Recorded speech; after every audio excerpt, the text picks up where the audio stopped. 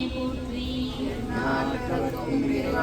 போற்றி ஏகம்பற்புரையந்தாய் போற்றி பாவமென்னூரானாய் போற்றி காவாய் கனக திரளே போற்றி மலையானே போற்றி போற்றி. இன்று நான் சிந்திக்க இருக்கும் நாயனார் மானக்கஞ்சார நாயனார். இவர் கஞ்சாறு என்னும் திருத்தலத்திலே அவதரித்தார். இன்று ஆனந்த தாண்டவபுரம் என்று அழைக்கப்படுகிறது. மயிலாடுதுறைக்கு அருகில் உள்ளது. இவர் வேளாளர் மரபை சார்ந்தவர். சோழ மன்னர்கள்லாம் சேனாதிபதியாக இருப்பாங்கல்ல, அந்த பரம்பரையில வந்தவர் தான் இவர். மன்னர்களுக்கெல்லாம் சேனாதிபதியா இருப்பாங்க. அந்த சேனாதிபதியா இருக்கிறவர் தான் அந்த மானக்கஞ்சாரர். இவர் பெரிய செல்வந்தர். இவர் சிவனுக்கு போகதான் மீதி இருக்கிறது எல்லாமே நமக்கு. சிவன் சிவனடியார்கள் யாரு எதை கேட்டாலும் எடுத்து கொடுத்துருவாரு. அவங்க மனசுல நினைச்சாலே போதும், இந்த பொருள் நமக்கு இருந்தா நல்லா இருக்குமேன்னு அவங்க நினைச்சாலே அந்த பொருளை எடுத்து அவர் கையில கொடுத்துருவாரு. இவருக்கு தேவைப்படுமா தேவைப்படாதானா யோசிக்க மாட்டார். அந்த அளவுக்கு இவருக்கு செல்வம் இருந்தாலும் அதை வாரி வாரி அள்ளி எண்ணி கொடுக்கறதுல அவருக்கு சிவனடியார்கள் மீது அதிக அன்பும் பக்தியும். கோவிலுக்கு சென்று அந்த யாராவது சிவனடியார்களுக்கு ஏதாவது அவங்களுக்கு உதவி தேவைப்படுதுனாலும் செய்வாரு. அவர்களுக்கு ஏதாவது ஒரு பொருள் தேவைப்படுதுனாலும் உடனே எடுத்து கொண்டாந்து கொடுத்துருவாரு. அது மாதிரி இவர் எந்த பொருளும் தனக்குன்னு எதுவும் யோசிக்காம அடியார்களுக்கு தான் முதல்ல முக்கியத்துவம் கொடுப்பாரு. எம்பெருமான் இவருக்கு எல்லா செல்வங்களையும் கொடுத்துறாரு. ஒரே ஒரு செல்வத்தை தவிர குழந்தை பாக்கியம் மட்டும் இவருக்கு கொடுக்கல. அந்த எம்பெருமான போய் வேண்டுதல் தினமும் வச்சுட்டே இருக்காரு. உன் புகழை சொல்வதற்கு என் மூலமாக ஒரு உயிர் இந்த பூமியில் பிறக்க வேண்டும், அதுக்காக எனக்கு ஒரு கருணை செய்ய அப்படின்னு சொல்லி வேண்டிகிட்டே இருந்து நீண்ட நெடிய காலம் வரைக்கும் அந்த எம்பெருமான் கருணையோடு அவங்களுக்கு ஒரு பெண் குழந்தை பிறகு. அந்த பெண் குழந்தை நல்லா சீராட்டி பாராட்டி நல்லா வளர்க்குறாங்க. இவங்க வீட்டில் எப்படி எல்லாரும் சிவபக்தியோடு இருக்கிறாங்களோ அதே மாதிரி அந்த பெண் குழந்தையும் சிவபக்தியோடு வளர்க்குறாங்க. அந்த பெண் ஒரு திருமண வயசு வந்த பிறகு அது மாப்பிள்ளை பார்க்கறதுக்கு இவங்க குடும்பத்தில் இருக்கிற மாதிரி எல்லாரும் சிவபக்தியோடு இருக்கிற மாதிரி அந்த வருகின்ற அந்த மணமனும் நல்ல சிவபக்தியோடு இருக்கணும்னு சொல்லி அவர் அதே மாதிரி மாப்பிள்ளையை தேடி பார்த்துருக்கிறாரு. அப்படி பார்க்கும்போது ஏயர்குல தலைவனாகிய கலிகாமனார் இவரை மனம் முடிக்க வர்றாங்க இந்த பெண்ணை. அப்பெல்லாம் திருமணம் பார்த்தீங்கன்னா 5 நாட்கள் கிட்ட தான் நடைபெறும். இவர் நல்ல செல்வந்தராஜா, நல்ல பொண்ணு ரொம்ப நாள் கழிச்சு பிறந்த பொண்ணு. அதனால ரொம்ப விழா போடம் மாதிரி ஒரு நாளுமே இருந்தது.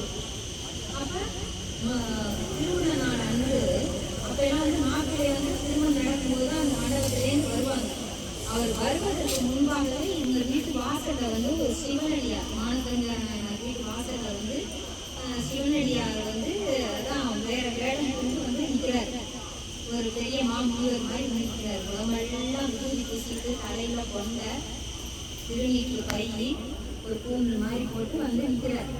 அவரை பார்த்தோன்னே இவருக்கு அவ்வளோ சந்தோஷம். அழைச்சிட்டு கொண்டு வீட்டில் உட்கார வைக்கிறார். என்ன விழா கோலமா இருக்குன்னு கேட்கிறாரு. என்ற பெண்ணுக்கு இன்னைக்கு திருமணம் அப்படின்னு சொல்றாரு.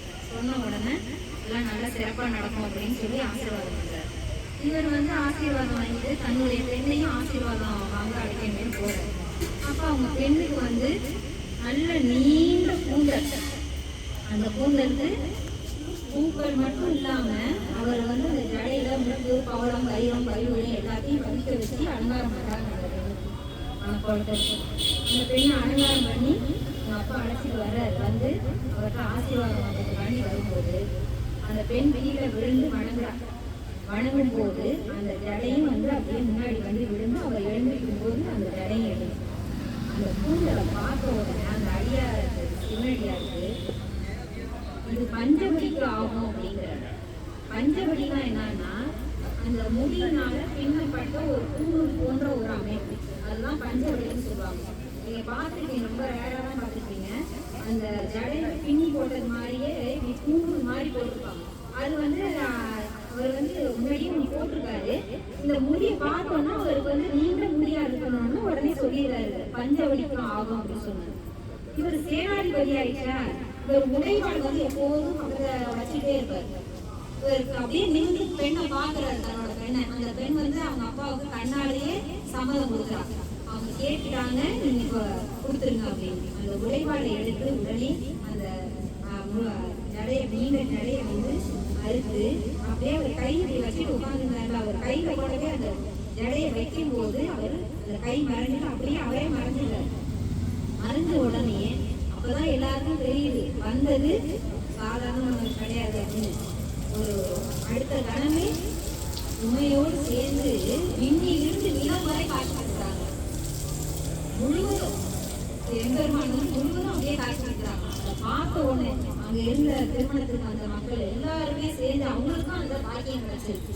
எல்லாரும் அந்த எம்பெருமான வணங்குறாங்க. மானக்கஞ்சாரும் அவர் திருப்பதியை கொடுத்து வணங்குறாரு. வணங்கின உடனே திருமணம் நல்லபடியாக நடக்கும்னு சொல்லிட்டு ஆசீர்வாதம் பண்ணிட்டு